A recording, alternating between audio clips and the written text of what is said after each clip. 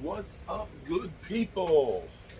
Mark Holmes here. As always, I want to say thank you all for watching, commenting, subscribing, and being part of the Joe Boo Sports Report. Without you guys, as well as you ladies, you know that this literally does not work.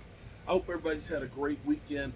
This means we are another week closer to the NFL season. In fact, a month from tomorrow, the teams will be headed, the Dallas Cowboys will be headed to Oxnard. I want to say there's one team that opens up training camp on the 12th of July. Could I be wrong on that? I got to look at the schedule, but the Cowboys report on the 23rd and open camp on the 24th. I cannot wait. Oh my God, I can't wait. We are so close. And the funny thing, this is funny. This is funny to me because there was an article. If you watched my morning report, okay, I was actually giving my brother a ride. He came over, took care of my air conditioning, got it running a little bit better and things. But I left this morning and I did my morning video from the truck. And I was talking about Mike McCarthy because there was an article that came out that said that Mike McCarthy is fed up with Jerry Jones meddling. Oh my goodness. Oh, and so I talked about it, but I said in some regards, when you read the article, it was conjecture. I think I pronounced it right. Maybe I mispronounced it. But basically, it was an opinion. It wasn't that Mike McCarthy said to somebody and said, I'm fed up with Jerry Jones. I'm sick of him under my, I'm mad that I don't have a contract. He may feel that way, but there was nothing from Mike McCarthy that led you to believe that's the way he's feeling.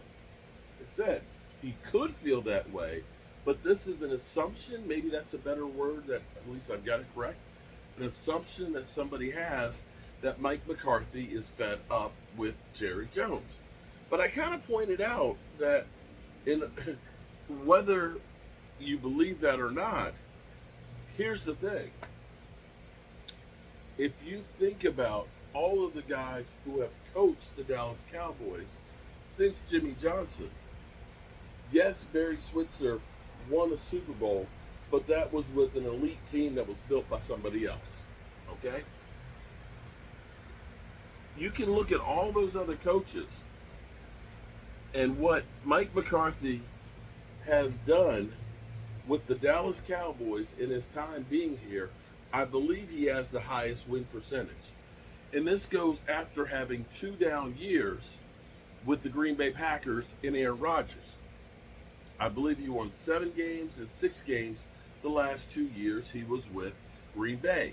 And people looked and said, oh my God, Mike McCarthy, you only won 1 Super Bowl with Aaron Rodgers? Aaron Rodgers carried you. Well, what we found out about Aaron Rodgers is maybe, because I think, who was it? I think it was C.J. Richardson said he'd rather have Eli Manning's career than Aaron Rodgers. And Rodgers has got those MVPs, but you got Eli Manning, who didn't have as many injuries, so to speak, and had those 2 great Super Bowl runs. Be that as it may, you see how much of a diva Aaron Rodgers and how hard he is to deal with. But you sit here and look and say, Mike McCarthy as a play caller, I can guarantee you that before the Cowboys hired Mike McCarthy, nobody was knocking on his door to be their head coach. Remember, he stopped working, after he got fired, and started an analytics company to start studying to get back on track. Well, if you are some of the teams like the Jets, Panthers, and things like that, and you look at the coaches that you've had, and you say, dealing with Jerry Jones and Stephen Jones and so on, this guy did pretty good. This guy, as the play caller, had Dak Prescott, a 4th-round drafted quarterback, without a running game in the conversation of MVP. and that they were 12-5 3 years in a row. I guarantee you, hey, if you're Mike McCarthy, you might be looking at this the same way Dak Prescott is. Because if you're fed up, think about this for a second. If you're fed up, what does that mean? Fed up means you want to get out, right? When you're in a relationship and I'm fed up, I'm done, I'm out of here. Well, if you're fed up, then why would you want to get a contract extension? If you're fed up, the time to leave is when shit is good. Don't leave when shit is broke down. See, he had to leave Green Bay when shit was bad. So what you want to do is like Dak Prescott. You want to leave when you're at your strongest. If Mike McCarthy and the Dallas Cowboys have another winning record, and Jerry Jones says, I'm moving on, you think that he's not going to get a job? You think that he's not? Okay, Chip Kelly immediately got hired by the 49ers after getting run out of town at Philadelphia. What's his name? Mike McDaniels? I mean, not Mike McDaniels. McDaniels is Josh McDaniels. Josh McDaniels, after literally screwing up the Denver Broncos, goes back to New England and then gets a job running the Raiders and runs them in the ground. And it won't surprise me if that guy gets another chance to ruin another franchise. I don't know what's going on with this. This tank that's underneath here is cray-cray. Let me cut it off for a minute. It's just cray-cray. So, if he's fed up, then what you want to do is you want to be like Dak.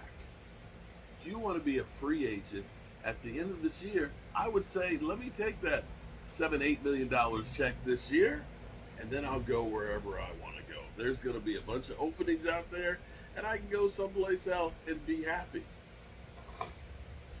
The funny thing is now this evening, because this article came out yesterday, I talked about it this morning, but now I'm seeing on Twitter and everywhere else, NFL rumors, this, that, and the other, everybody's now saying Mike McCarthy fed up with Jerry Jones. Well, right now, what Cowboy fan isn't fed up with Jerry Jones?